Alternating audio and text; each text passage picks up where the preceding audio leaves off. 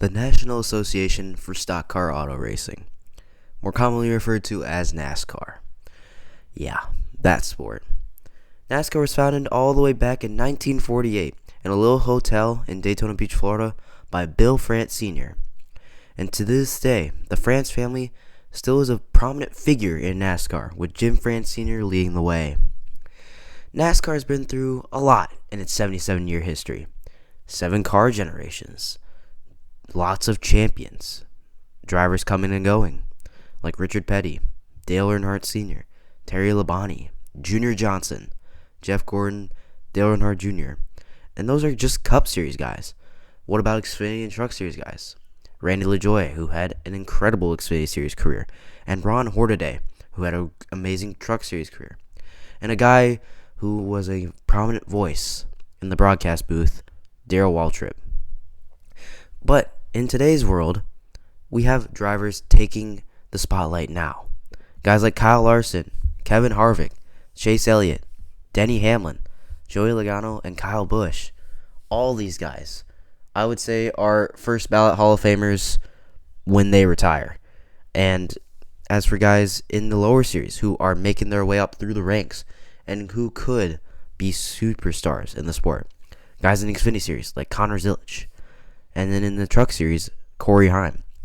And these are just broad overviews of guys who are going to make an impact in the sport we love.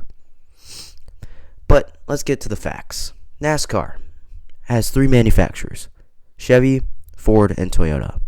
It has 3 series: the NASCAR Craftsman Truck Series, the NASCAR Xfinity Series, and the NASCAR Cup Series. Now, it's not every single driver's goal, but most of their goals is to get to racing on Sundays in the Cup Series.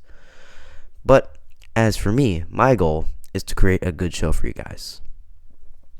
On this show, Talking NASCAR, I plan to bring you guys informational episodes, because some of you guys may be totally new to NASCAR. You may have never heard of it before.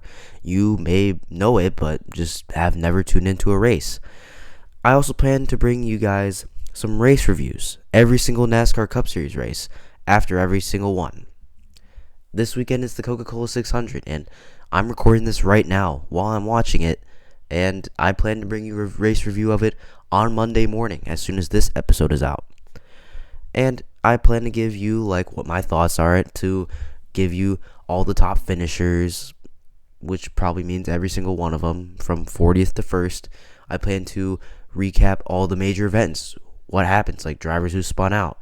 For example, Kyle Larson just spun out on lap 43 of 100 in stage 1. I bet you guys don't even know half the words I just spoke.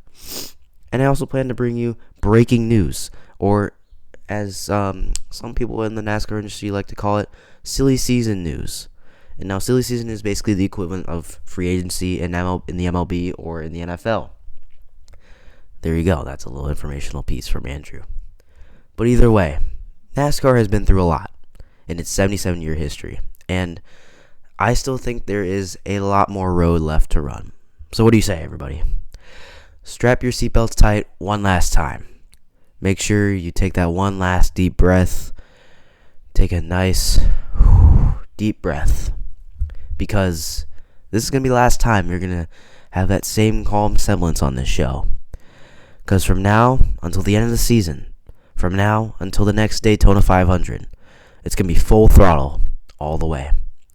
Ladies and gentlemen, welcome to Talking NASCAR with your host, Andrew Volkman.